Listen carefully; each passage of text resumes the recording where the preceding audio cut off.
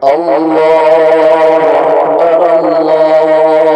أكبر لا إله إلا الله والله أكبر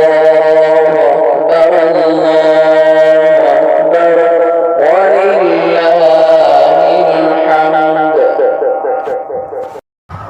الحمد. الحمد لله رب العالمين والصلاة والسلام على سيد الأنبياء والمرسلين وعلى آله وصحبه أجمعين، أما بعد. أعوذ بالله من الشيطان الرجيم. بسم الله الرحمن الرحيم. لن ينال الله لحومها ولا دماؤها ولكن يناله التقوى منكم. صدق الله العظيم. اللهم صل على سيدنا محمد وعلى آل سيدنا محمد وبارك وسلم. سبحان ربك رب العزة عما يصفون وسلام على المرسلين والحمد لله رب العالمين. الله أكبر الله أكبر لا إله إلا الله الله أكبر الله أكبر ولله الحمد. میرے دینی بھائیوں بزرگوں، آج ہم سب کے لیے خوشی کا دن ہے. عید کے معنی خوشی کے ہیں، لیکن یہ خوشیاں کس پس منظر میں ہم سب کو ملی ہے، اس کی طرف ہم سب کو نظر کرنی چاہیے اور سوچنا چاہیے. ہر خوشی سے پہلے کچھ حالات ہوتے ہیں، ہر خوشی سے پہلے کچھ قربانیاں ہوتی ہیں. سچ بتائیے، جب کسی آدمی کا حلال کمائی کے ذریعے سے، حلال روزی کے ذریعے سے ایک اچھا مکان تعمیر ہوتا ہے تو اس کو کتنی خوشی ہوتی ہے. مکان کی تعمیرات کے پیچھے ایک بہت بڑا بیک گراؤنڈ ہوتا ہے. اچھی تعمیرات، بڑا محل، بڑی بلڈنگ کا بن جانا اور اس کے بننے کے بعد ایک افتتاحی پروگرام رکھنا، اس میں لوگوں کو مدعو کرنا، لوگوں کو بلانا اور ان کے لیے کھانے پینے کا نظم کرنا، تو سب کہتے ہیں ماشاءاللہ کیا مکان تعمیر ہوا، کیا بہترین انداز میں آپ نے جو ہے تو مکان کا نقشہ بنایا، گھر کی تعمیر کی. لیکن میرے بزرگوں، اس مکان کی تعمیر کے پیچھے کیا کچھ لگا ہے، کتنا وقت خرچ ہوا ہے، کتنے پیسے لگے ہیں جی، کتنی بھاگ دوڑ اس صاحب مکان کو، اس مالک کو کرنی پڑی ہے. اگر سوچیں گے تو تب پتہ چلے گا کہ یہ حسین مناظر جو آنکھوں کے سامنے آ رہے ہیں، اس کے پیچھے ایک بہت بڑا بیک گراؤنڈ اور بہت بڑی محنتیں چھپی ہوئی ہیں. قربانی کے دنوں میں ہم قربانی تو کر لیتے ہیں جی، جانور خرید کر اس کو ذبح تو کر دیتے ہیں، لیکن بہت کم نظریں اس طرف جاتی ہے جس طرف جانی چاہیے. یعنی اس سے میری مراد حضرت ابراہیم علیہ السلام اور حضرت ذبیح اللہ حضرت اسماعیل علیہ السلام کی زندگی. صرف قربانی کے دنوں میں جانور کو ذبح کر دینا، اس سے قربانی اور ایام ذی الحجہ کا حق ادا نہیں ہوگا. ہمیں ہر عمل میں، ہر موقع سے، ہر موڑ پر اس پیارے نبی جو اللہ کے خلیل تھے، جن کے متعلق قرآن کریم میں کہا گیا قد کانت لکم اسوۃ حسنۃ فی ابراہیم والذین معہ،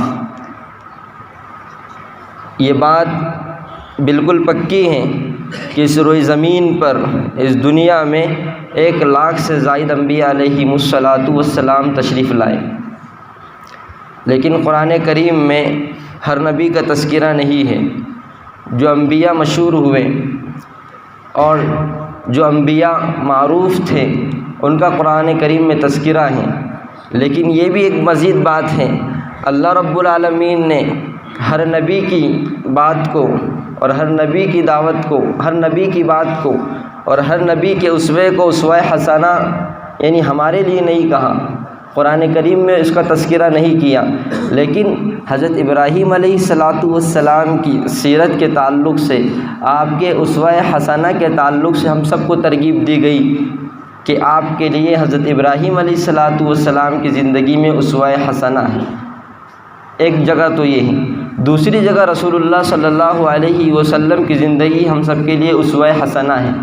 آپ دیکھیے، اٹھائیے حضرت ابراہیم علیہ السلام کی زندگی کو اور دیکھیے تاجدار مدینہ آقائے مدنی صلی اللہ علیہ وسلم کی زندگی کو، کہ دونوں کی زندگیاں، دونوں کی سیرت، دونوں کے حالات کتنی قربانیوں سے بھرے پڑے ہیں۔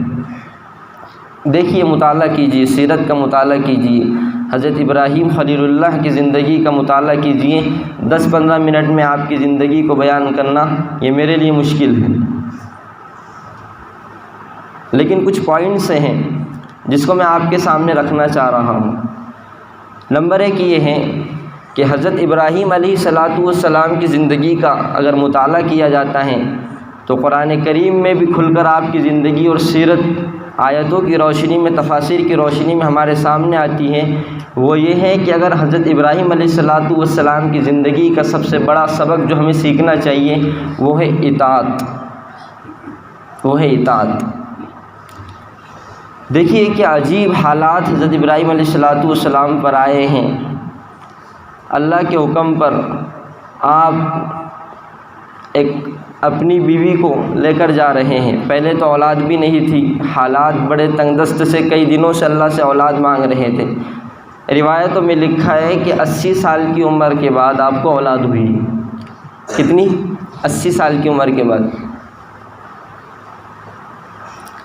اب اولاد ہو گئی، اس کے بعد دیکھیے امتحانات تو بہت پہلے سے چلتے آ رہے تھے، خاندان والوں نے آپ کو گھر سے نکالا، خود کے باپ نے مخالفت کی اور آپ کو مارنے کی پلاننگ کی گئی، آگ جلائی گئی، اس میں آپ کو ڈالا گیا، اللہ رب العالمین نے اس آگ کو ٹھنڈا کیا، ہر طرح سے آپ کی حفاظت ہوئی۔ لیکن آگے دیکھیے کہ ایک بڑھاپے کا سہارا، آج اولاد ہم سب کے لیے یقیناً قیمتی ہے، اور لیکن ان لوگوں کے لیے بڑی قیمتی ہے کہ جن کو بڑھاپے کا کوئی سہارا نہ ہو، اور ایسے موقع سے اللہ اگر کسی کو اولاد دے دے تو وہ آدمی پھولے نہ سمائے، اس کی خوشیوں میں اتنا اضافہ ہو جاتا ہے کہ نہ پوچھیے۔ چنانچہ خیر اللہ رب العالمین نے حضرت ابراہیم خلیل اللہ کو ایک خوبصورت شکل میں اور بہترین سیرت و صورت سے آراستہ ایک لڑکا عطا کیا جن کا نام اسماعیل رکھا گیا۔ اب اللہ رب العالمین کی طرف سے حکم ہوا کہ اب چلو، ہمارے حکم پر ایک جنگل جو بالکل بیاباں تھا، ویرا تھا، جہاں دور دور تک لوگ دکھائی نہیں دیتے تھے، حکم ہوا، اللہ کے حکم اپنی بیوی اور بچے کو لے کر چلے۔ اب جب ایک دم خطرناک جنگل میں، جہاں نہ پانی کا نظم تھا، نہ کچھ کھانے پینے کا نظم تھا، ساتھ میں کچھ چیزیں توشے کے طور پر آپ نے جو لی تھی بس وہی تھا۔ اب ایک جب وہاں پہنچے تو اللہ کا حکم ہوا کہ اب دوبارہ جس طرف سے آئے ہیں اسی طرف لوٹو۔ بالکل بچہ معصوم ہے، چھوٹا سا بچہ ہے، بالکل گود میں دودھ پیتا بچہ ہے۔ اب بیوی سے کہہ رہے کہ اللہ کا حکم ہے کہ جس طرف سے آئے دوبارہ اسی طرف جائے۔ اگر ہمارے جیسا کوئی ہوتا تو یہ کیا ہے، اللہ تعالیٰ کیوں نعوذ باللہ ہم پر ظلم کر رہے، اتنی دور سے بلایا، پھر یہاں لا کر چھوڑا، پھر جو کہہ رہے تو جس طرف سے آئے اسی طرف واپس جاؤ۔ ہمارے جیسا ہوتا کوئی نعوذ باللہ تو کیا کیا نہ کہہ دیتا۔ یہ کوئی عقل مندی کی بات ہے، یہ کیسا دین ہے، یہ کیسی شریعت ہے۔ لیکن اطاعت دیکھیے، اطاعت، اللہ کا حکم آیا فوراً کہہ دیے کہ بھئی اب مجھے جانا ہے۔ بیوی کہہ رہی ہے ایک طرف کہ آپ ہمیں کہاں چھوڑ کر جا رہے ہیں، یہاں نہ کوئی ہمارے لیے پینے کا نظم، نہ کھانے کا نظم، نہ کوئی ہمارے لیے سہارا۔ کہا کہ حکم اللہ کا ہے۔ لیکن بیوی بھی کس کی تھی دیکھیے، جب یہ پتہ چلا کہ حکم اللہ کا ہے تو کہا کہ آپ بنداس بالکل بلا تکلف جا سکتے ہیں۔ چنانچہ ایک معصوم سے ننھے سے بچے کو اپنی ماں کی گود میں چھوڑ کر آپ روانہ ہوئے۔ ادھر بچہ بھی بیتاب، ماں بھی بیتاب۔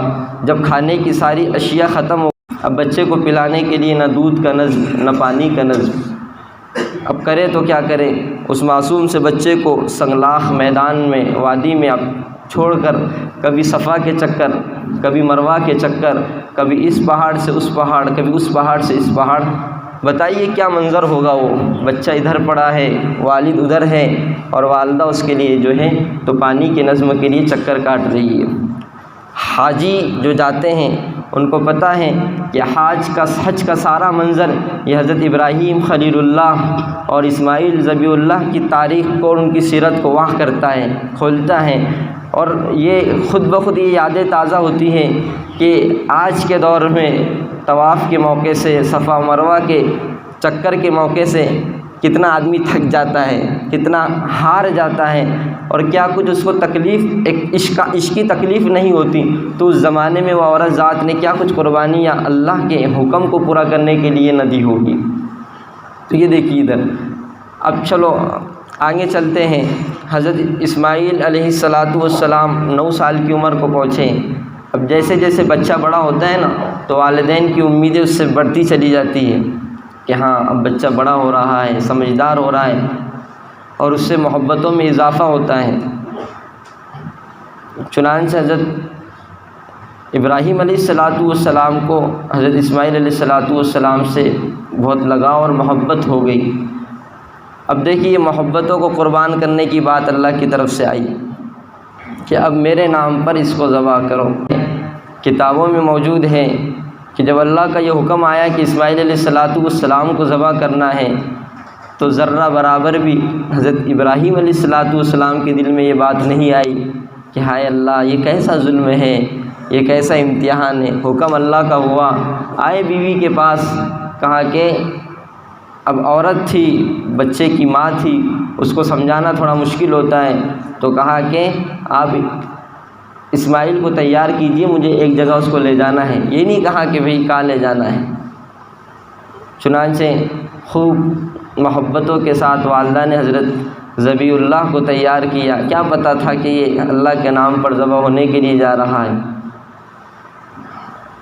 لیکن بار بار یہ قلق تھا کہ کوئی اللہ کی طرف سے نیا گویا کہ حکم ہے۔ بار بار پوچھ رہی تھی لیکن آپ نے نہیں بتایا۔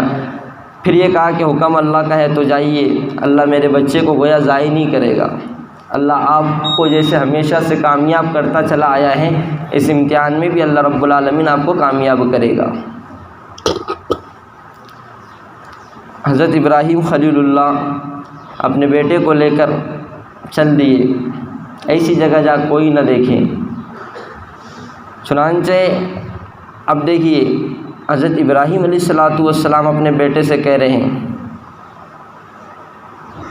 قال یا بنی انی فی المنام، اپنے بیٹے سے کہہ رہے اے میرے بیٹے میں نے خواب میں دیکھا، رأیت فی المنام انی اذبحک فانظر ماذا تری، کہ میں تجھے ذبح کر رہا ہوں۔ کیا دل کے دکھڑے کے ساتھ یہ بات اپنے بیٹے سے انہوں نے کہی ہوگی۔ بیٹا بھی اتنا سمجھدار، ابھی تو عمر ہے 9 سال کی، لیکن اللہ رب العالمین سے تعلق کی کڑی تو دیکھیے، باپ نبی تھے، اللہ کے خلیل دوست تھے، تو بیٹا یہ کہہ رہا ہے قال یا ابت افعل ما تؤمر ستجدنی ان شاء اللہ من الصابرین، اے میرے ابا آپ کو جو اللہ کی طرف سے حکم ملا ہے آپ اس کو کر گزریے، انشاءاللہ آپ مجھے صبر کرنے والوں میں سے پاؤ گے۔ کتنی عمر تھی؟ 9 سال کی عمر، لیکن اطاعت خداوندی کا یہ جذبہ موجزن تھا دلوں میں کہ بیٹا 9 سال کی عمر میں اپنے ابا سے یہ کہہ رہا ہے کہ جو حکم اللہ کی طرف سے آپ کی طرف آیا ہے آپ اس کو کر گزریے۔ کتابوں میں لکھا ہے یہ چھوٹا سا بچہ اپنے باپ کو ترغیب دے رہا ہے کہ ابا جی کہیں ایسا نہ ہو کہ جب چھری آپ میرے گلے پر چلائے تو پدری محبت، باپ کی محبت جاگ نہ جائے اور آپ چھری چلانے سے رک نہ جائیں، اس لیے میری طرف سے آپ کو ایک ترغیب ہے کہ آپ اپنی آنکھوں پر پٹی باندھ لیجئے، آپ اپنی آنکھوں پر پٹی باندھ لیجئے۔ 9 سال کی عمر ہے اور اللہ کے احکام کو پورا کرنے کے لیے دیکھیے باپ بیٹے ایسا مشورہ کر رہے ہیں کہ بیٹے یہ کام ہمیں کر لینا ہے، اور بیٹا کہہ رہا ہے کہ ابا یہ کام ہمیں کر لینا ہے۔ لیکن میرے بزرگوں معاف کریے گا، بعض مرتبہ میرے جملے آپ کو کڑوے بھی لگتے ہیں، لیکن یہ حقیقت ہے کہ جو احکام کی قدر ہمارے سینوں میں ہونی چاہیے وہ نہیں ہے۔ پھر میں کہتا ہوں ہم صرف عید کے لیے مسلمان نہیں ہیں، ہم صرف گوشت کھانے کے حد تک مسلمان نہیں ہیں، معاف کریے گا۔ کیا ہو گیا کہ روزانہ فجر کی نمازیں اذانیں ہوتی ہیں لیکن 1 سے 2 صفیں بھی ہماری مسجد میں پوری نہیں ہوتی ہیں، 2 سے 3 صفیں بھی ہماری مسجد میں نہیں ہوتی ہے، قربانی تو واجب ہے، نماز تو فرض ہے، اللہ کا حکم احکاموں میں بنیادی چیز ہے۔ قرآن کریم میں نماز کی جتنی اہمیت کو بیان کیا گیا، زکوٰۃ کی جتنی اہمیت کو بیان کیا گیا، قرآن پکار پکار کے کہتا ہے اقیموا الصلاۃ وآتوا الزکاۃ، نماز کو قائم کیجئے، لیکن کہاں ہم چلے جاتے ہیں؟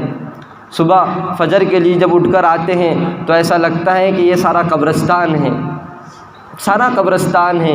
ہم میں اور ان مردوں میں کیا فرق ہے پھر، جو صبح فجر کے موقع سے بھی اپنی قبروں میں سوئے پڑے ہوئے ہیں؟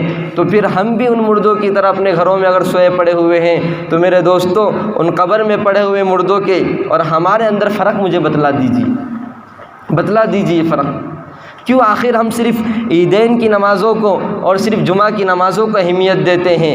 ہم کیوں صرف رمضان کے مہینوں کو اہمیت دیتے ہیں؟ یہ بالکل صحیح ہے کہ عیدین کی نمازوں کا ثواب بہت زیادہ ہے، رمضان کی عبادتوں کا ثواب بہت زیادہ ہے، لیکن میرے بزرگوں اب یہ بھی اچھی طریقے سے سن لیجئے کہ روزانہ کی نماز کو چھوڑنے کا گناہ بھی بہت بڑا ہے۔ ہمارے اندر اتنی طاقت اور استعداد نہیں ہے کہ اگر ایک کوئی ماچس کا چٹکا بھی ہم کو دے دے تو ہم برداشت نہیں کر سکتے۔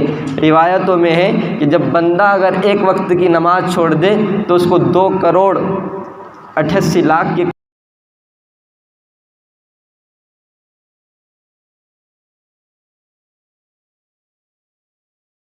جہنم میں اس کو جلنا پڑے گا۔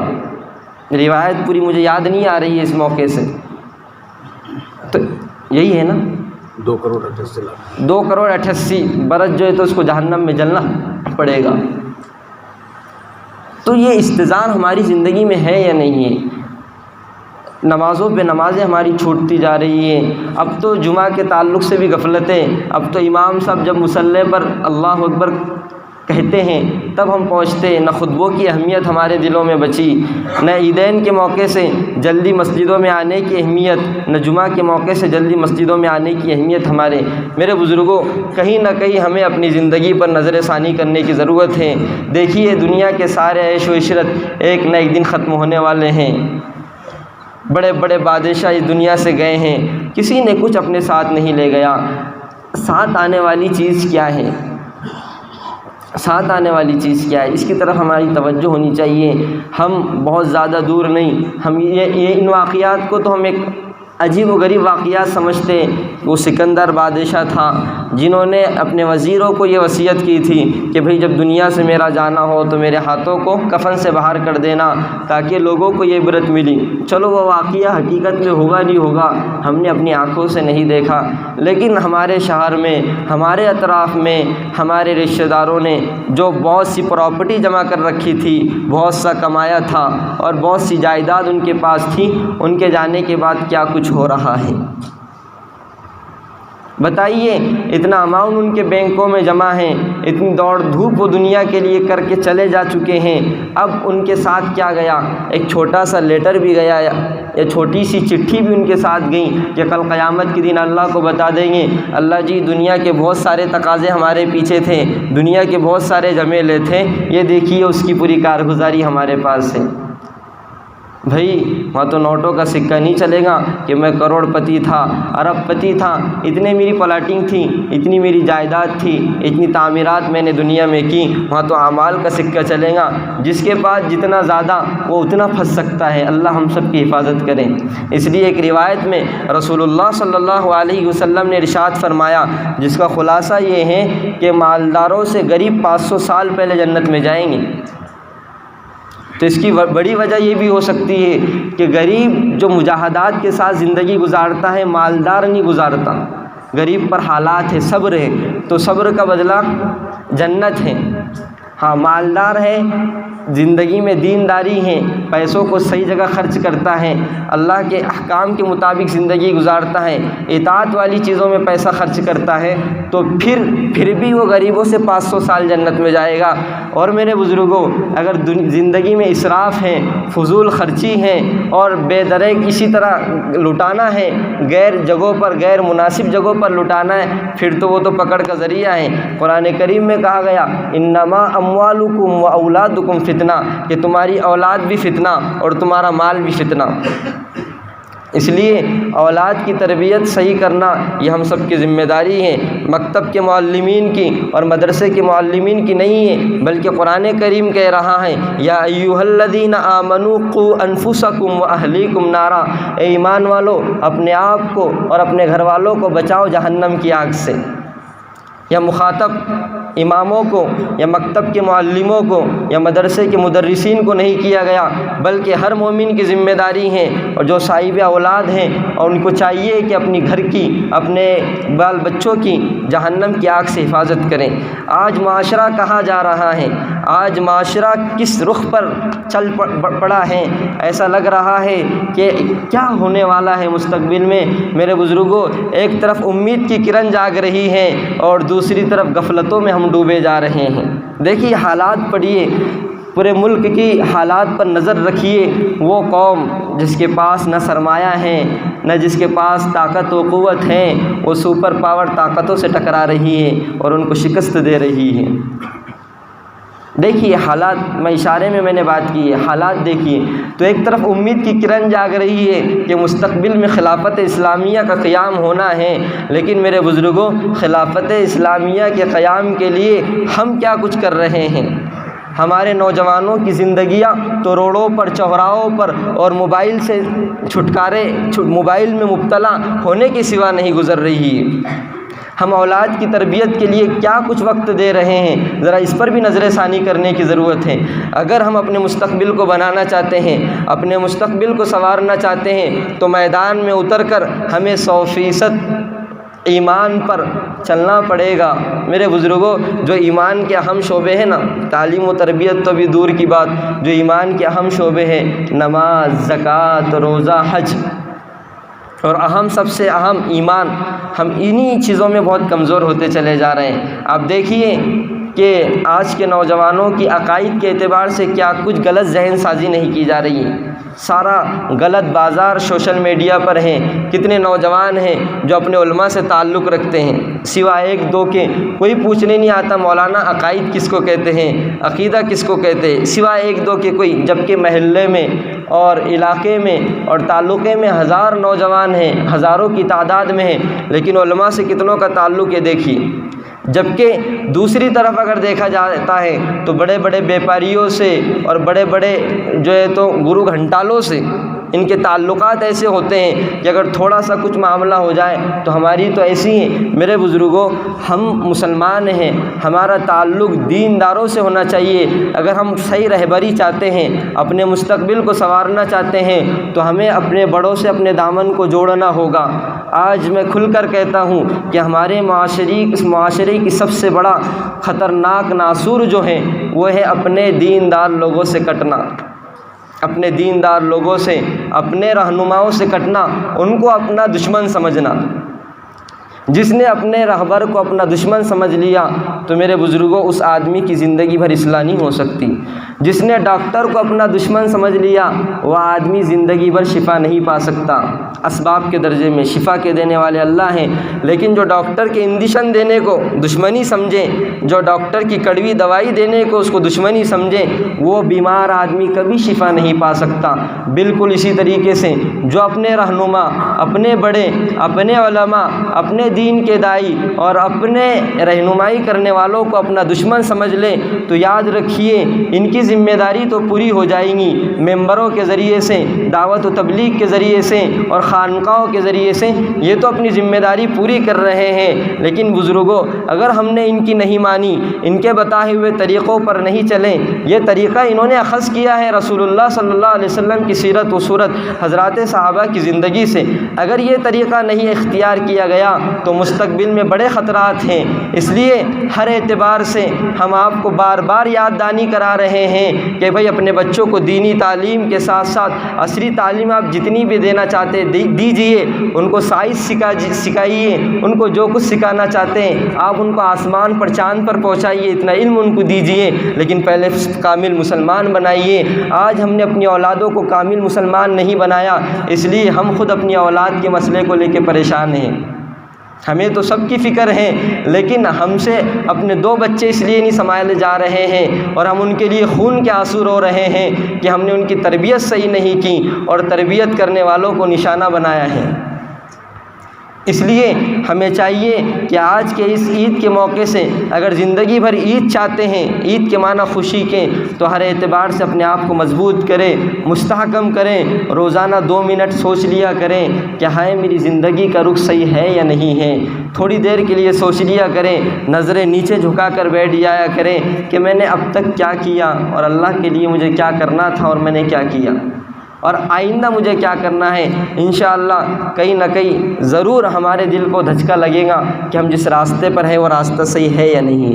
اس لیے آج ضرورت ہے اس بات کی کہ حضرت ابراہیم علیہ السلام نے جن چیزوں کی طرف قربانیاں دے کر ہماری رہنمائی کی ہیں، ان قربانیوں کو اپنی زندگی میں ہمیں بھی اپنانا چاہیے۔ اللہ تعالیٰ سے دعا ہے کہ اللہ تعالیٰ ہم سب کو حضرت ابراہیم علیہ السلام کی طرح اطاعت گزار بنائے، حضرت اسماعیل علیہ السلام کی طرح ہمیں اطاعت گزار بنائے، ہماری مستورات کو حضرت حاجرہ علیہ السلام کی طرح اطاعت گزار بنائے۔ جو خواتین اسلام میں نیک بن کر اپنی زندگی گزار چکی ہیں، تمام مستورات کو اس طرح زندگی گزارنے کی توفیق عطا فرمائے، اور جو مرد حضرات میں جو بندے صحیح قربانیاں دے کر اللہ کے مقرب بنے ہیں، ہمیں بھی اس طرح کی صحیح قربانیاں دیتے ہوئے اللہ کا مقرب بندہ بنائے۔